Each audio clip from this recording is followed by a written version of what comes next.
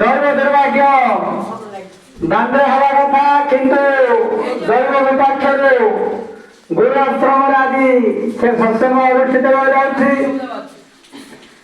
ତେଣୁ ସମୟ ଅତିବାହିତ ହେଲାଣି। ସମସ୍ତ ଭକ୍ତଦେବୀ ଭାଗବତ ହଉ ବା ଗୌରବ ହଉ ବା ଅଭିରାମ ହଉ ବା ପୂର୍ଣ୍ଣାନନ୍ଦ ହଉ ଯେକୌଣସି ସମ୍ପ୍ରଦାୟ ଭଗବାନ ଏକ ନାମ ଅନେକ ଏଥିପ୍ରତି ପାଠ ବିଚାରଣ କରି ସମସ୍ତେ ମେଳାରେ ଯୋଗ ଦେଇ ସାଫଲ୍ୟ ମଣ୍ଡିତ କରିବା ପାଇଁ ନିବେଦନ କରାଯାଉଛି।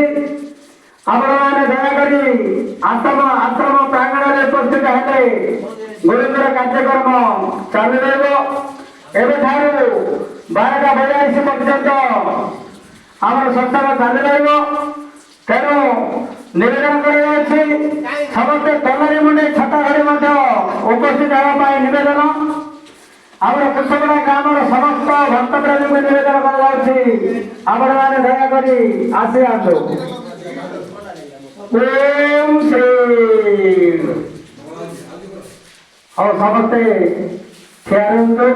ଗୁରୁଙ୍କର ଆଳତି